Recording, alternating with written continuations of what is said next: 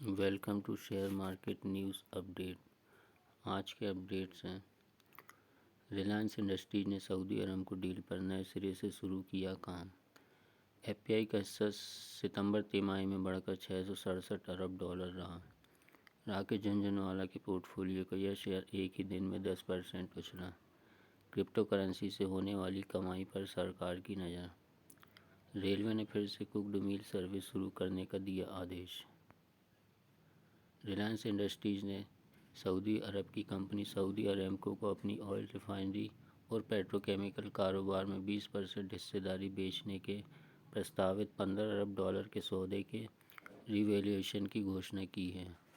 Reliance Industries ने शुक्रवार को कहा कि दोनों कंपनियों ने भारतीय फर्म के नए ऊर्जा कारोबार में प्रवेश के मद्देनज़र प्रस्तावित निवेश का रिवैल्यूएशन करने पर सहमति जताई है। डील की खबर पहली बार अगस्त 2019 में आधिकारिक तौर पर सामने आई थी। इस बीच 3 वर्षों में रिलायंस ने वैकल्पिक ऊर्जा में $10 अरब का निवेश करके नए ऊर्जा कारोबार में प्रवेश किया। इसी वजह से इस डील का रिवैल्यूएशन किया जा रहा है। साथ ही रिलायंस ने बताया कि O2C बिजनेस को अलग करने के लिए NCLT में दिए गए आवेदन को वापस लिया जा रहा है। नेक्स्ट है, फॉरेन पोर्टफोलियो इन्वेस्टर का घरेलू शेयरों में हिस्सा सितंबर 2021 को समाप्त तिमाही में इससे पिछली तिमाही की तुलना में 13% बढ़कर $667 पर पहुंच गया, जो इससे पिछली तिमाही में $592 था।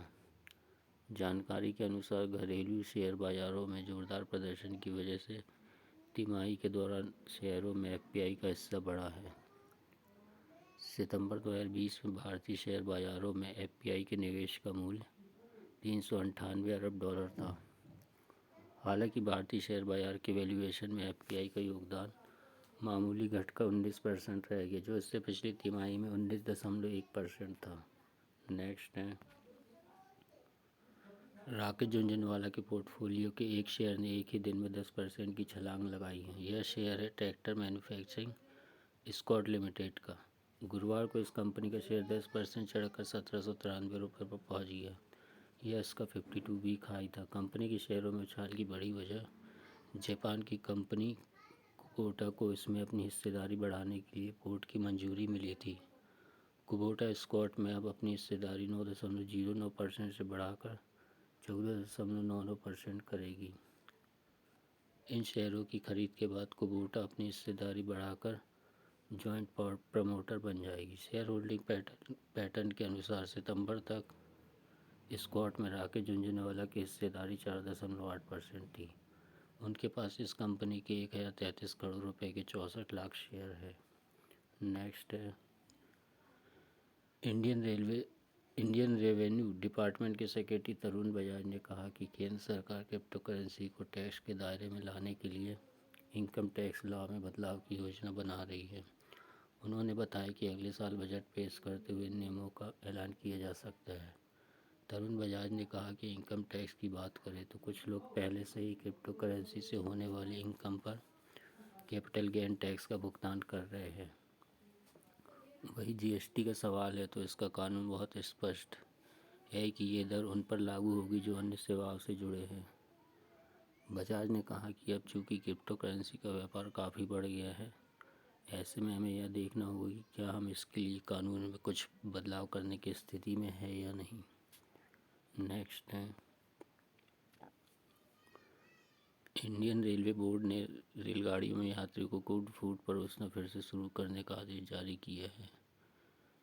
इस सेवा को कोविड-19 प्रतिबंधों की वजह से बंद कर दिया गया था।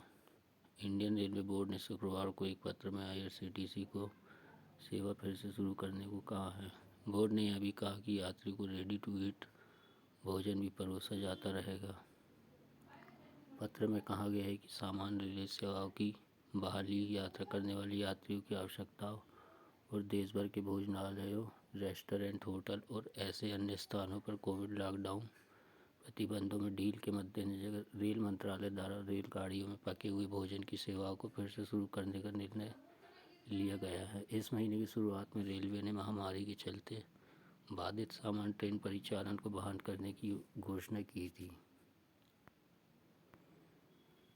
Thanks for watching.